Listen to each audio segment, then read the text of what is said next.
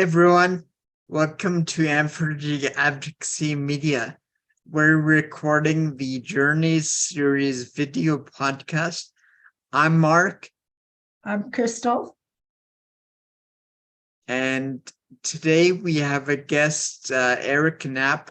We're going to be speaking with him about, he's a stroke survivor. We're going to speak to him about that, his journey, and he's going to let us know what he's got going on. Hi, Eric. Hi. Hi, Mark. Hi, Crystal. Thanks so much for having me. It's really quite an honor to be involved in your podcast and YouTube channel. Thank you. Thanks for joining us. So just feel free to start wherever you like. Okay. Whatever makes sense to you. Sure. I apologize for my Kiwi accents on top of my speech impediment. I've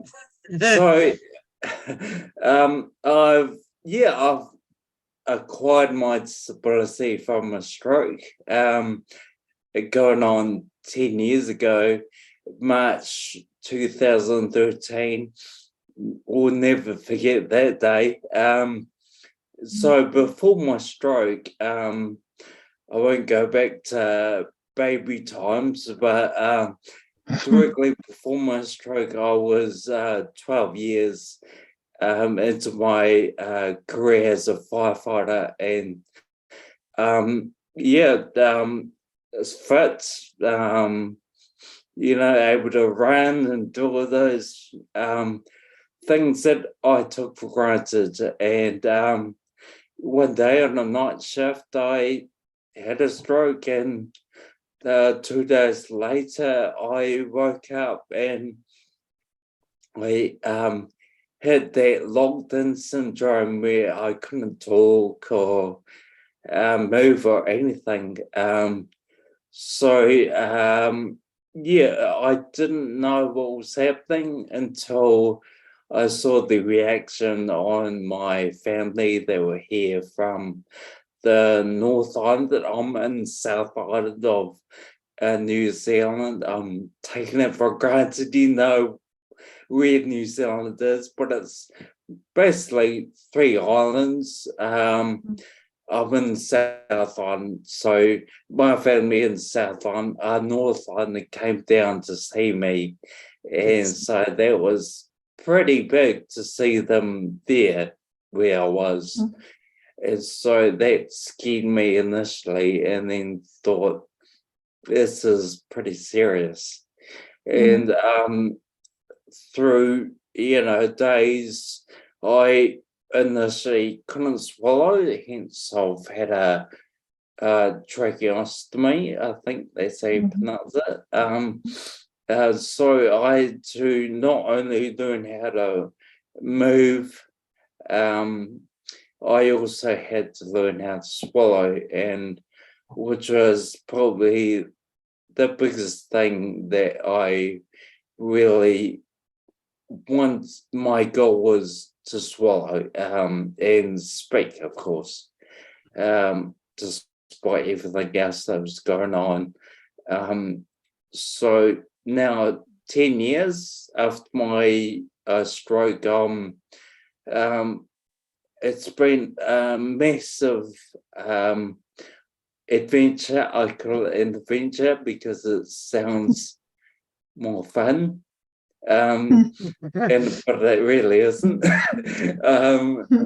So I've learned what I took for granted before my stroke, and the things that I was good at and was robbed off because of my stroke. And so that's given me an amazing lens that I look through now. And I know that as I was going through the grief of losing myself or my previous life, I I found that I had a lot of assumptions myself, that are now able to address and go, now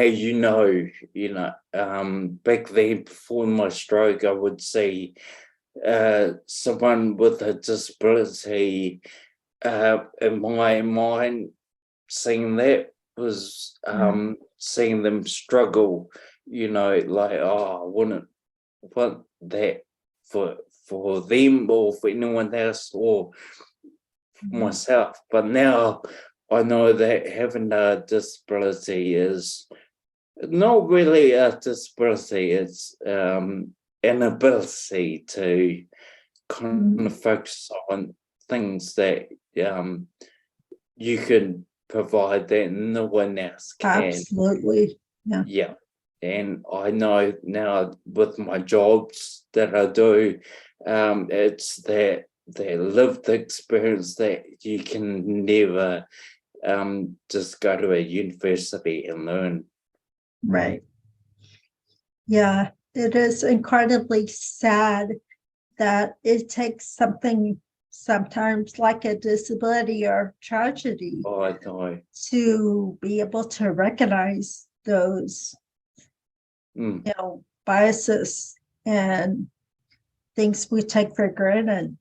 The able body population, I'm really thankful for people like you that have the ability to talk about, I didn't have a disability and I had all these biases, and now that I have a disability, I'm able to they're able to recognize it, and they're able to admit that they were just as, dumbfounded and lost as before your disability. That's right.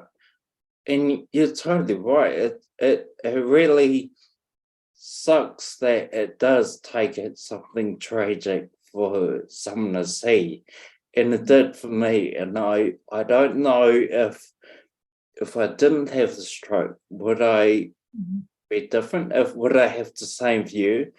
And I have to be honest, I don't think I would. No. I was going down that road where I was fit, I was healthy, I had it going on, but I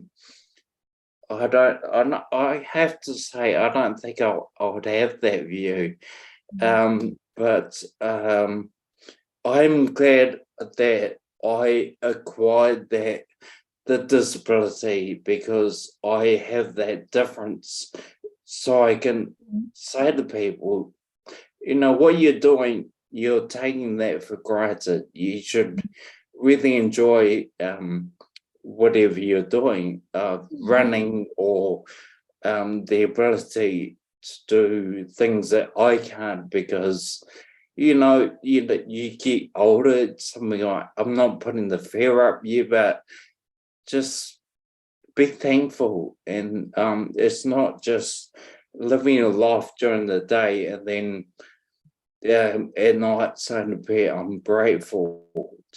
I think you need to be grateful for every action throughout the day, I think. And that's how I live my life. Grateful for the colors I see, everything, the people you meet. And that's how I live now. And so that's why I would never change a thing. I would never go back to the person I was before the stroke, because I'm so, I don't know, I feel I'm happier. Well, we're grateful for you, Eric, for joining us. So many people who don't have disabilities, and maybe even some people who are new to the disability community, might see what they've lost. And through people like yourselves, we're trying to show them what can be gained if you just open your mind to it. Mhm. Yeah. Right? It's definitely not to invalidate your grief and your loss of those abilities, but to recognize the that the positives of it and what you can now see and what you want to be identified with and what you want to leave behind is a big thing. Yep. Absolutely. So how do we do this? How do we not make or not manipulate, but how do we portray this mindset to someone who's able, you know? You can yell at them till blue in the face, but they don't really know until Right. something happens. Right. Well, I can only speak for myself. I don't know if I'm that smart or that intelligent. Yeah, come on, mate, you got the answers. Come on. Like I don't have the power really to affect that sort of change in someone. I don't know that any of us No. does. No. Yeah. Mark and I would like to think that in some small way that we are opening eyes, to not Yeah. only the disabled community, to encourage them and educate them about resources and stuff, but also the able-bodied community to, these are the issues and this is how our perspective on things, and we want you to be able to see the kind of things that you might want to be grateful for. Yeah. And I mean, we definitely don't want to do it in a pointing fingers way. We want to do it on a more gentle level because that's who we are. But at the same time, you want to talk about those issues, and there might be difficult topics, but they definitely need to be talked about. Yeah. And Absolutely. it's again, it's my experience, and I'm gonna assume it's kind of Crystal's. We didn't necessarily come to a change of heart like in an instant. It was like a gradual progression of little nudges nudging us towards the truth, right? And we're hoping that this forum can do that for people that need it. Yeah. It's do you do, I know this is fears about me, but I'm Trey, do you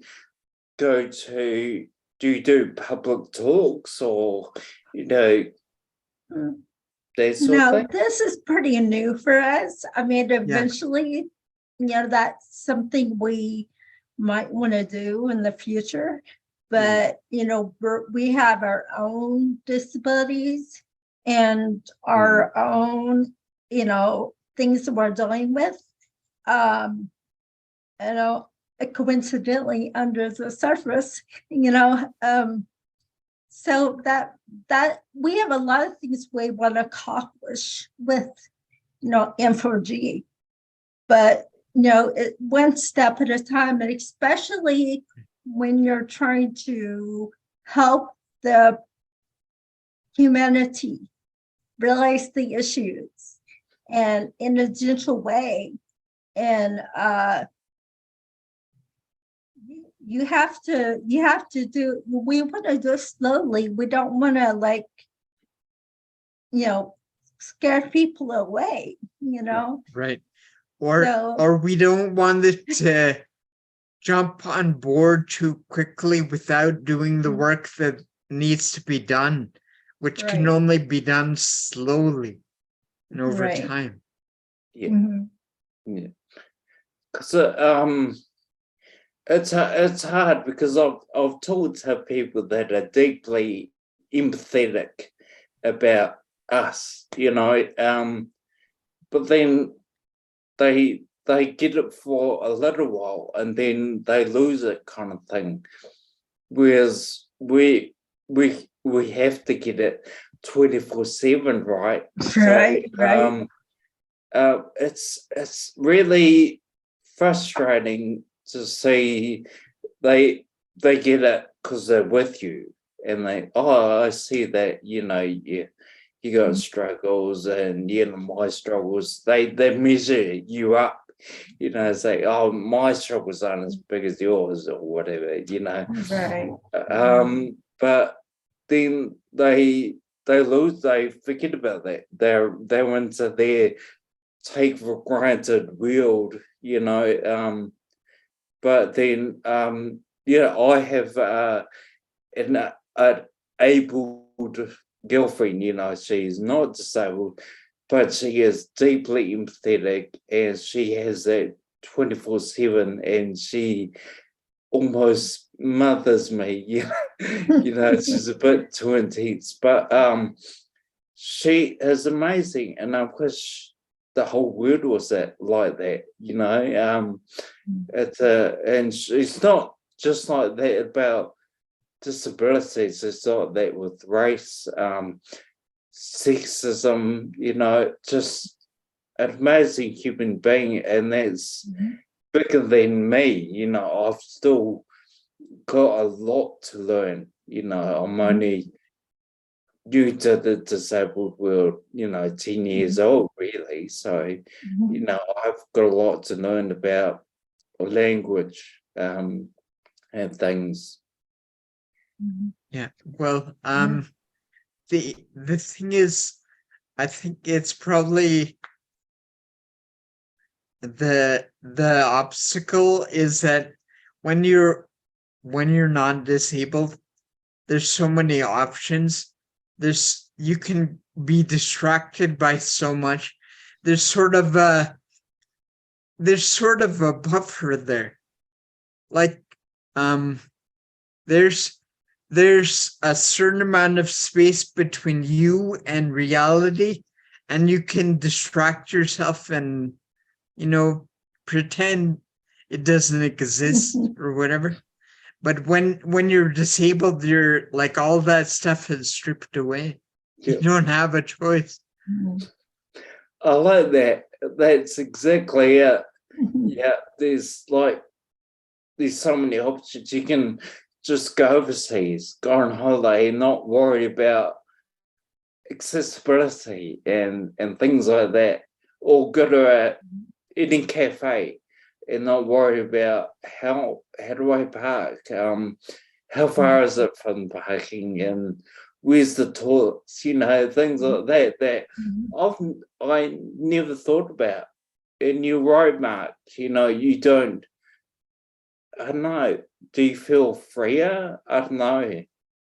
I don't like to say that because I feel free now, but yeah, I think you're right, Mark. It's definitely a buffer. And the ironic thing is, like, although to the outside world we look like we're confined and we're imprisoned by our disability or whatever, when it's sort of the opposite way around. Yep. Yeah, I feel totally, yeah. Like there's that inspiration thing. I think you spoke in one of your episodes about inspiration and all that, but it's like I'm just living my life, So you're right. It's like, to me, if you see someone running, that's inspiration for me to try and do that, or so I wouldn't go up to that person and go, oh, you're inspirational because you're just running, it's, but for them to look at me, carrying shopping bags and look like I'm struggling, but I'm actually just, that's the way I walk, that's inspirational to them. It's, it's really it is like they I don't know, it's weird. I'm not sure sometimes that the phrase "you're inspirational" is not an automatic, and just out of, not knowing what else to say, it's no, you're inspirational, but it's actually them trying to not be rude by saying you're doing this differently than I would do it. You're Mm. running different, you're talking different, you're doing this, you're doing that. And instead of being rude, they're just going to say you're inspirational. Yeah. So or yeah, and they sorry, or something they might really be thinking is, I don't know how you're doing that. Yeah. In my mind, it's not possible. Mhm. have you had that, Mark? Wow. Yeah. It's like we're two different species, but of the same species, if that makes sense. Trying to coexist. And I know when I just was new to the disability world, I did feel like an alien living in this world, because they look at you, and I've got tattoos, and so I'm quite the character already, without the disability, and so it was just, it is unusual, and you're right that I don't think they don't. I'd say they separate them, but they don't know how to talk to us or what to say. And so, yeah, sometimes they say you're just inspirational, but I don't know. I had that question from a colleague. What do I say to someone with disability? Like, do I just ignore them? Yeah, and I really didn't know what to say. I was like, I don't know, just if you bump into me, say sorry. Don't ignore me. No, Yeah. well, Mark and I recently had this conversation where, eventually their disability, the word disability is going to be obsolete because so many people are, eventually going to have a disability that it's going to be the norm. Yep. And, people are not going to want to talk about every single human. It's a normal thing. So they're not going to want to say, I have a disability. Duh, so do I, Yeah. So, it's an interesting thing where, there's a definite a need for us to talk about these topics because everyone is going to eventually have a disability, no matter what. So at some point. So, I want to make sure that we I want to make sure that we create a world for our children and our parents, and for us, of course, that is inclusive and not only has diversity, but is inclusive for disability as well. Mm-hmm. No, you're right about that, because even normal is not normal anymore. Like, it's starting to change, isn't it? So yeah, that's pretty. I never thought about that. That's pretty cool. That's pretty thought provoking. That. I don't think. Well, I mean, I think it's starting to change, but not like the reality has always been the reality. There have Mhm. always been disabled people. It's just Yeah. that now people are actively choosing not to ignore it as a reality. Because they can't. It's becoming more and more prevalent. And Yeah. I mean, I'm sorry if it makes people mad when I say this, but I mean, more research is being done and more mistakes are being made when this research is being done because nobody does any kind of research and does it right the first time. You're gonna make mistakes. You're gonna have things that happen that oops, I'm sorry, and that's in the form of different mutations and different disabilities come from that.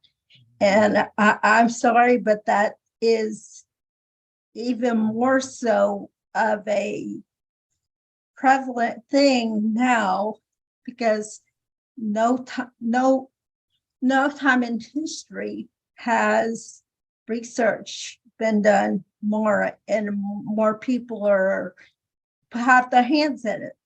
So what is that going to do to the disability community? Yeah. When Also, sorry, go ahead. I cut you off there. when the medical community sees disability as the they're perfect lab rats, if you will, because they're already messed up, right? So why not? Let's do research on the defective ones, right? Yeah. I'm sorry that, like I said, that's gonna make some people mad. I don't care, but if you No. think of it common sense wise and logistically, I'm sorry. And I dare not even apologize for that because that's just common sense. But what do you think, Mark? Yeah, that's true. And the other thing that we have to consider is that all this research has been going on for a long time, and sometimes effects of actions they don't come up until much later on, maybe a few generations down the line. Who knows? Mhm. But Exactly. yeah. Yeah. No, I mean, I feel that you're right, Crystal, that in New Zealand they're doing a lot of research Mhm. relating to back to work for spinal injuries and things like that, and other research. And I feel like right now in New Zealand, anyway, it's quite a good time. I feel that people are out there trying to figure things out, and yeah, we are. I am a labourer. I get paid for it, and which is good because if I can do that to therefore help treatment Right. be better, then There's yeah, a fine line, yeah. yeah. Mhm. If they acknowledge my voice in that, which is really good because I find, I don't know about you two, but I find it very difficult to speak my disabled voice in a room full of academics, and they're going on about research and stroke people with stroke be better, being treated this way. It's like I'm the stroke person here. I've had a stroke, and yeah, I find it hard talking up in that situation, but I'm learning. Yeah. Yeah. Well, it's Yeah. interesting because you said you've had your disability now for 10 years. Yeah. Is that what you said? Okay, well, I had the same issue as you with the swallowing and having to relearn all that. I had a TBI 24 years ago now. So, Wow. yeah, so it's interesting though, the perspective you talk about, 24 years later, or actually, pretty much the same. Wow. Yeah. That's pretty yeah, that's well, 24 years ago. Yeah. I'm only a baby. I'm only 10. Yes, yes. I kind of, in a way, you want to share that because you have the experience under your belt, but then at the same time, you're telling your age. Yeah, yeah, yeah. Yeah, You brought up a very good point, Eric, about being in a room with researchers or doctors and them not really respecting your experience, right? yeah, And a lot for that goes on where they assume because they've gone to university or received some sort of education, which is great, but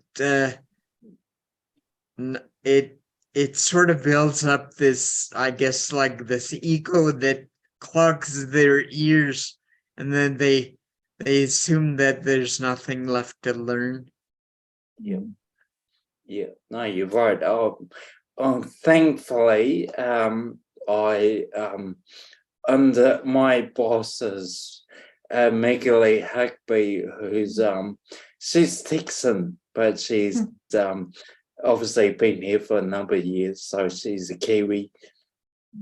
So she's my boss, and she really values my voice, and she's always asked, "What do you think, Eric? Like you've got lived experience," and she's a professor at the university here, teaching Swallow. So she's great to have there behind me, give me the old nudge of encouragement to speak up and that. So yeah, it's good to have something like that to pick you up and go, put you on the soapbox and say, "Now you talk because you've lived this, and we're only studying this, and we will never know what you've done, what you've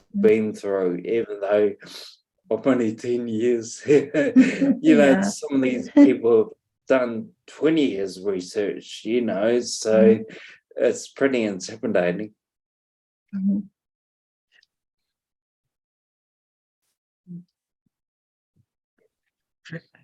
Christopher, have any? So, Eric, what are you working on these days?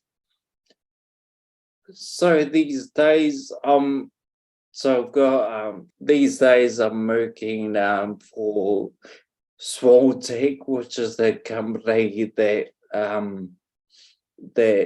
markets swallowing devices for people with dysphagia.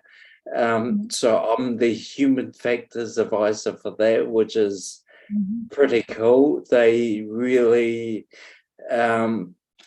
like me being involved at the foundation end to really know what is good for potential patients.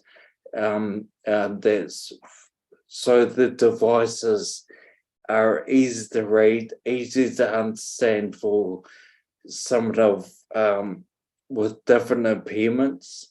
So I'm doing that, as well as I work for the Royal Centre, which is stroke research and rehab, mainly in Swallow. There they have PhD students from all over the world that come and learn under Macaulay Hackby, and they sit there for 3 years. I mean, not all the time they go home, but they're there studying for 3 years under Macaulay, and I'm there as kind of the patient influence. I help them with the research, so they're not doing some far out research that will never help Yeah. a patient, because it's just ridiculous. So I keep them down at ground level, so to speak. I also they have a lot of patients come in of all disabilities, but related to Swallow. So they have MS, Parkinson's, anyone that has lost his swallow come in and rehabilitate. And I'm there as a patient peer support as well. So yeah, I've got the number of hats, which is quite cool to be employed. That was one of my biggest things after having a stroke, because I was medicaled out from the fire service for obvious reasons. So having a job, having purpose was really big in my cards back in those days, and now as well. And like you guys, Mark and Crystal, I mean, you just wanna give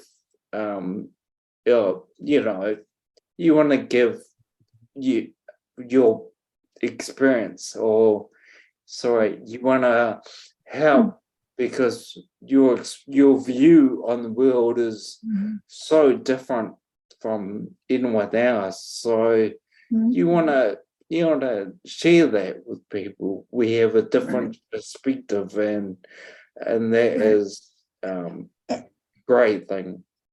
We all do, and we appreciate every guest that comes on, because they even further our not just mine and Mark's experience, but their own as well, and that broadens what we're trying to achieve here. And what you're saying about being a part of what the company you work for. You know, I was just listening to or watching a webinar, actually a live webinar, and it was specifically on how do companies become inclusive, and if they already had a team that was trying their hardest to prove inclusion and diversity, both. How do you further that, on a truthful basis? And it was almost comical in a way. One of the ladies says it's more about than just putting a picture on your website that shows people in wheelchairs and people with Down syndrome and people with visible disabilities. It's going to be more in what you see, the action, than what you say. I've always, from the beginning, said, I'm sorry, but your actions speak louder than your words. You can tell me whatever you want, but I got to see it.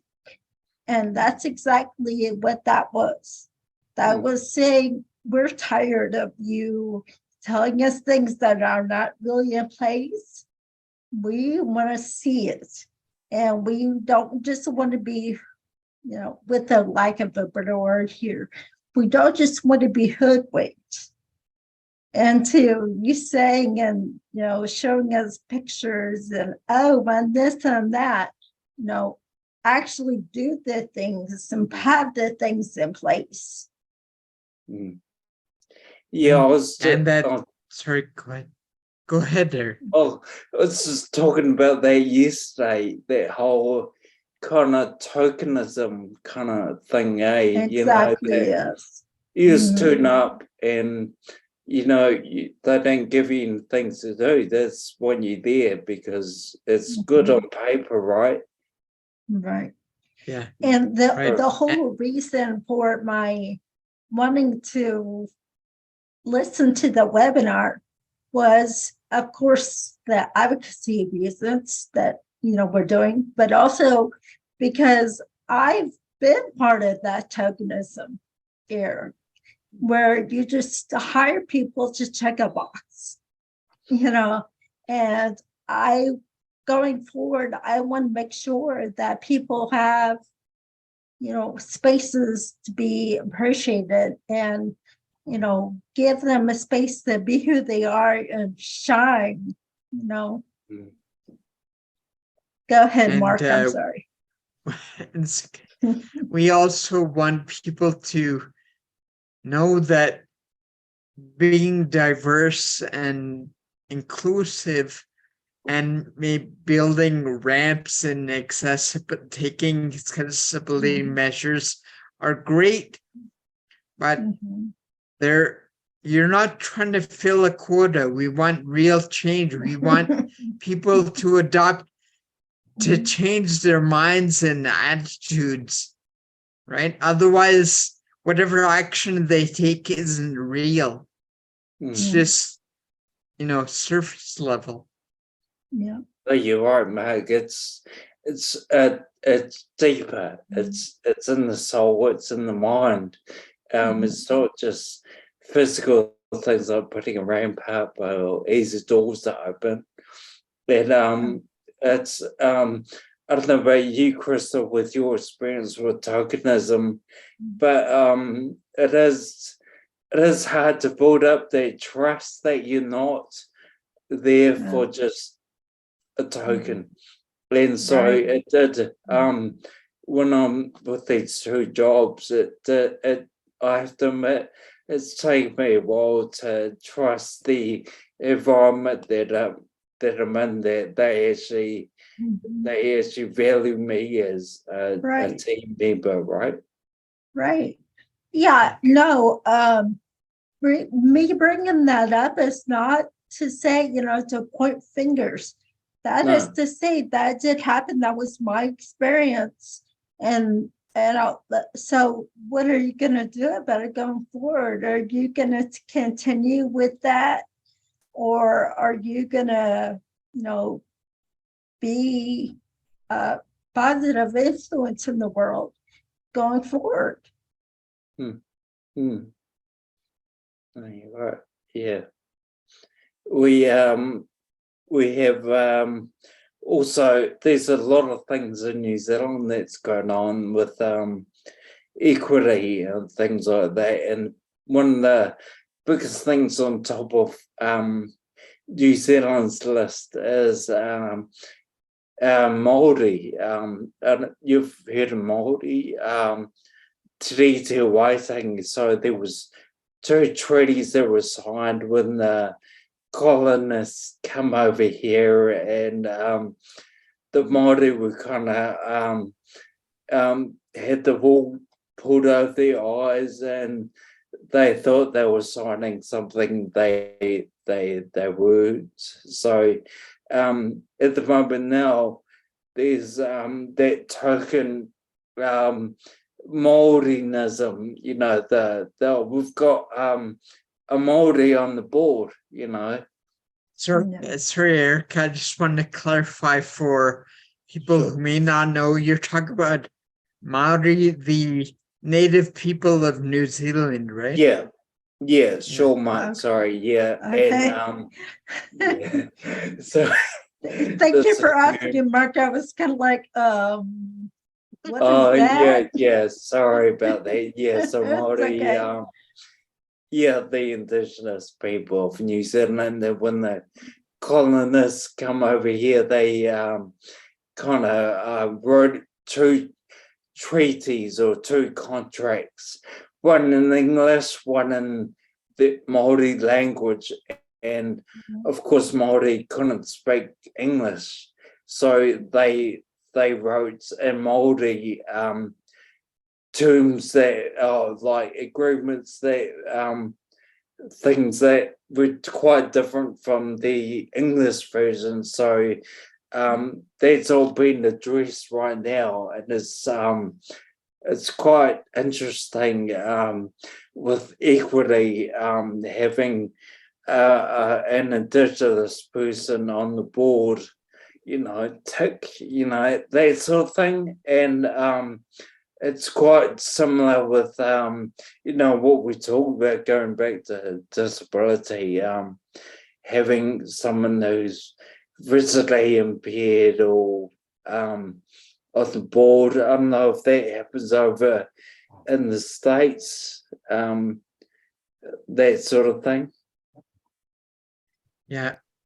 Well, Yeah. it's one thing to include people on the board or like build a ramp or doors like we're saying. But if you don't believe those people, you believe those people are less than you, or they don't deserve to be in the building, and you're just doing that to fulfill because the government is making you do it, then Yeah. it's not really, it's not real. Yeah.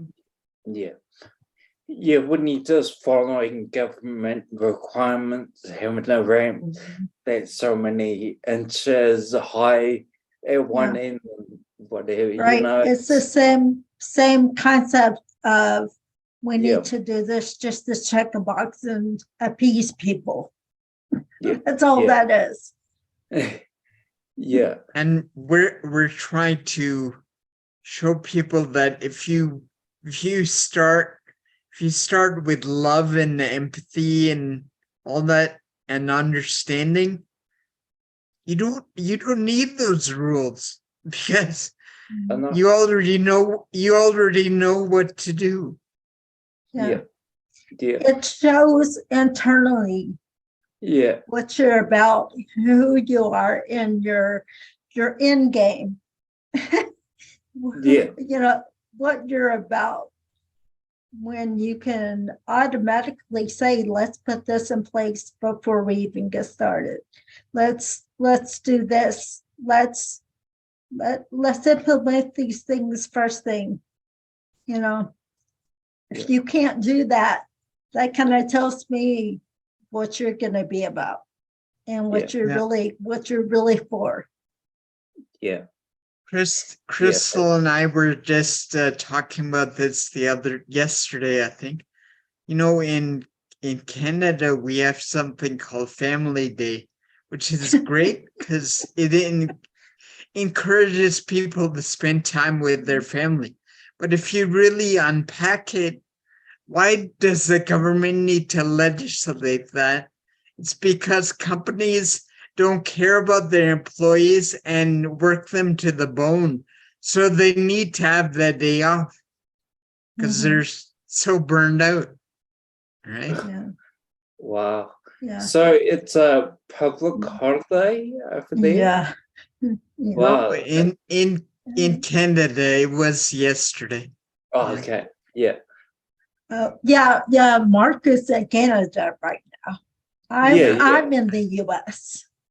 So We're usually together, but right now we're apart. Yeah. Okay. Yeah. And wow. were you saying your boss was from Texas? Yes, she's Texan. I think she's been here for like 30 years. So she's still got that Texan accent, which is that southern accent, which I find is beautiful. But she's Kiwi through and through, really. But she's a professor and deeply academic, but her empathy is amazing for people. She really, she sees you and understands you, and that's really good for me, you know. And she liked firefighters, so I was in there. What part of Texas is she from? I'm not quite sure. I think she did tell me, but she's she doesn't like talking about her Oh, that's US okay. roots. Yeah. So it's really funny. I don't know if it's an academic thing. I know people watch this and think I'm academic, but they seem to be closed off to their personal life, you know, like it's like trying to, you know, get in there like with the crowbar and trying to get it out. But she's pretty closed off at that. Yeah. It's a difficult situation in the US because we've been told so many things and so many things are in place and so many, this is how you need to be, and so I think a lot of America right now is maybe going through hurt and denial about things, and they don't exactly want to talk about, like, the stigmas they were told to believe and things like that, because they don't want to, that makes them think they have to justify how they acted. So maybe that might be part of it. I think so, yeah.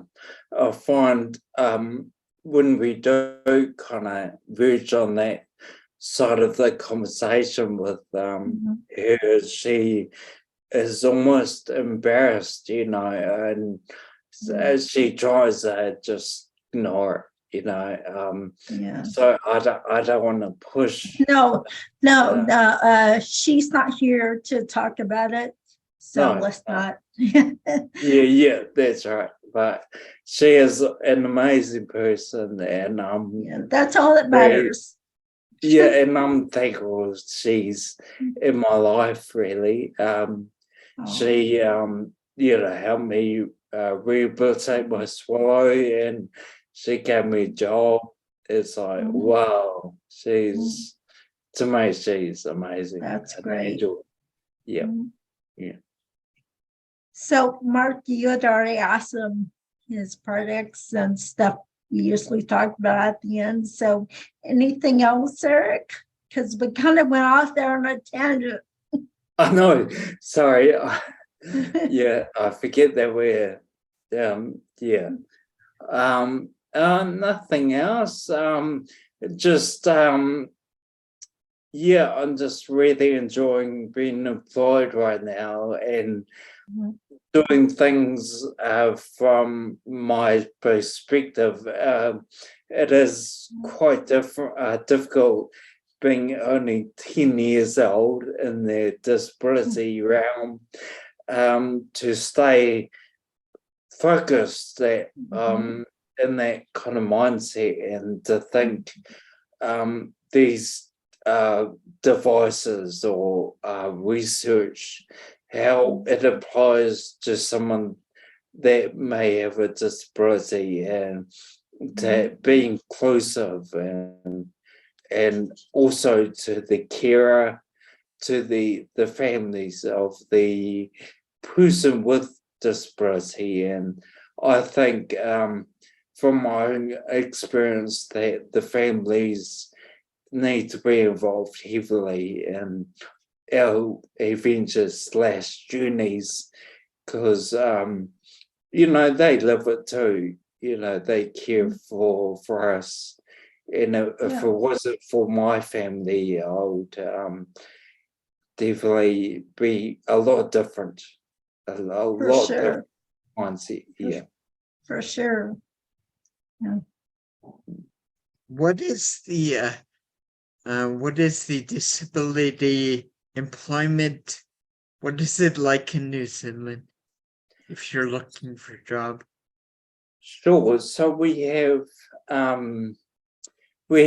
work and income, which is a government agency that also funds people, like gives people with disabilities confirmed disability from your medical doctor, saying they will give you so much per week to help you pay for medications, access needs, which is good. It's very little, but it is better than nothing.